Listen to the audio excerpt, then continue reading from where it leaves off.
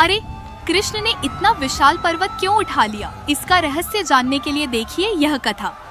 वृंदावन गांव की सुबह बहुत ही प्यारी थी। सूरज की सुनहरी किरणें धीरे धीरे पेड़ों और मिट्टी पर पड़ रही थीं। गायें अपने अपने घास चर रही थीं, बच्चे खेल रहे थे और महिलाएं रसोई में व्यस्त थीं। गांव के लोग अपने अपने काम में मग्न थे। इस समय की शांति में सिर्फ खेतों में काम करने वालों की आवाज और बच्चों की हंसी सुनाई देती थी। एक दिन गांव में चर्चा शुरू हुई। कुछ लोग कहते हैं, इस बार हमें इंद्रदेव की पूजा करनी चाहिए, वही बारिश और फसलों के लिए जिम्मेदार है। लोग मंदिर में इंद्रदेव की पूजा करने लगे, लेकिन कृष्ण को यह बात बिल्कुल पसंद नहीं आई। उन्होंने मुस्कुराते हुए कहा, अरे दोस्तों, क्यों हम इंद्रदेव से डर रहे हैं? हमारे पास गोवर्धन पर्वत है। ये हमारे खेत, हमारी गायों की घास और हमारे घर की रक्षा करेगा। क्यों ना हम इसका ही पूजा करें? कुछ लोग हैरान होकर पूछते हैं, क्या कोई पर्वत पूजा का काम कर सकता है? क्या इससे कुछ होगा? कृष्ण ने धीरे से कहा, देखो, इंद्र चाहे कितने भी बड़े क्यों ना हो, अगर हम अपनी मेहनत और अपने साधनों की रक्षा करें तो कोई भी शक्ति हमें हिला नहीं सकती। हमारा पर्वत हमारी सुरक्षा है। यह हमारे गांव, हमारी गायों और हमारे खेतों को बचाएगा। यही हमारी असली ताकत है। गांव के लोग सोचने लगे। कुछ लोग थोड़ा हिचकिचा रहे थे, लेकिन कृष्ण की बातों में सच्चाई और समझदारी थी। धीरे धीरे सबने तय किया कि इस साल वे गोवर्धन पर्वत की पूजा करेंगे और इंद्रदेव से सीधे मदद मांगने की बजाय अपने साधनों और पर्वत पर भरोसा करेंगे। इंद्रदेव को यह बात नागवार गुजरी। वह क्रोधित हो गए और बोले, अरे, यह छोटा बालक कौन है जो मेरी पूजा को छोड़ने की बात कर रहा है? मैं इन्हें दिखा दूंगा कि बारिश और तूफान कौन लाता है। मैं यह गांव सबक सिखाऊंगा। इंद्रदेव ने अपनी शक्तियां इकट्ठा की। काले भूरे बादल आकाश में जमा हो गए, बिजली चमकने लगी और गड़गड़ाहट से पूरा वातावरण डरावना लगने लगा। गांव वाले डर गए। महिलाएं अपने बच्चों को पकड़कर घरों में भागी। कई लोग आपस में कह रहे थे, अब क्या करेंगे? यह इंद्रदेव बहुत क्रोधित है, हम कैसे बचेंगे? कृष्ण ने मुस्कुराते हुए सभी को समझाया, डरो मत, सब लोग गोवर्धन पर्वत के नीचे आ जाओ। मैं इसे अपनी हथेली पर पकड़ लूंगा। यहाँ हम सुरक्षित रहेंगे। याद रखो, जब हम अपने धर्म और कर्तव्य में दृढ़ रहते हैं तो कोई भी शक्ति हमें हरा नहीं सकती। और फिर कृष्ण ने अपने छोटे छोटे हाथों से गोवर्धन पर्वत उठा लिया। वह दृश्य अद्भुत था।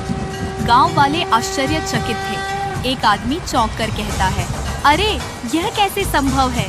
कृष्ण ने तो पर्वत उठा लिया। कृष्ण ने मुस्कुराते हुए कहा, चलो सब लोग अंदर आ जाओ, मैं इस पर्वत को ढाल बनाकर रखूंगा। तुम सब सुरक्षित रहो। जैसे ही कृष्ण ने पर्वत उठाया, इंद्रदेव ने गरजते हुए भारी बारिश शुरू कर दी। बिजली चमक रही थी, हवा तेज चल रही थी और बादल बहुत काले और डरावने लग रहे थे। गांव वाले डर के मारे कांप रहे थे। एक औरत अपने बच्चे को लेकर कहती है, कृष्णा, हमें क्या करना चाहिए? यह तो बहुत तेज बारिश है। कृष्ण कहते हैं, डरो मत, सब लोग मेरे पास आओ। ये पर्वत हमें बचाएगा। यह हमारी सुरक्षा है। भरोसा रखो, मैं सब संभाल लूंगा। बारिश तेज हो रही थी। हवा की तेजी से पेड़ झुक रहे थे और कुछ घरों की छतें हिल रही थी। लेकिन कृष्ण ने पर्वत को इतनी मजबूती से अपनी हथेली पर रखा कि गांव वाले उसके नीचे सुरक्षित रह सके। इंद्रदेव ने देखा कि उनके सारे प्रयास व्यर्थ हैं। उन्होंने क्रोध में कहा, अब देखो, यह बालक कैसे बचाता है। मैं इतनी बारिश भेजूंगा कि सब बह जाए। कृष्ण ने शांत होकर कहा, तुम जितनी भी ताकत दिखाओ, हमारी सुरक्षा हमारी समझदारी और साहस में है। गांव वाले मेरे साथ हैं और यही हमारी असली ताकत है। बारिश और तेज हो गई। बिजली चमकती रही, हवा जोर से चल रही थी, पर कृष्ण ने पर्वत को अपनी हथेली पर मजबूती से पकड़े रखा।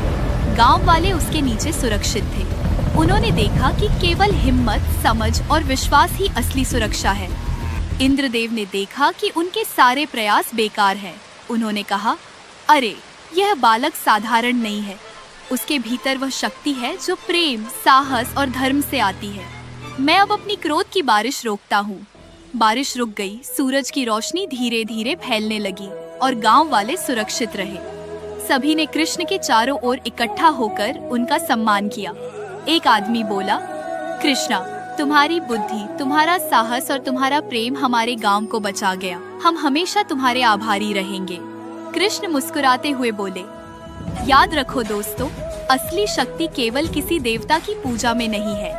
असली शक्ति हमारे कर्म, हमारी समझदारी और अपने प्रियजनों के प्रति प्रेम में है। जब हम अपने काम और जिम्मेदारी के प्रति सचेत रहते हैं तो कोई भी मुश्किल हमें हरा नहीं सकती। तब से गांव वाले हर साल गोवर्धन पर्वत की पूजा करने लगे। उन्होंने समझ लिया कि केवल किसी बाहरी शक्ति पर भरोसा करने से कुछ नहीं होता। अपनी समझ, हिम्मत और मेहनत से हर संकट को टाला जा सकता है। दोस्तों, यह कहानी हमें दिखाती है कि कभी भी किसी बड़ी ताकत से डरकर अपने कर्तव्य से पीछे मत हटो।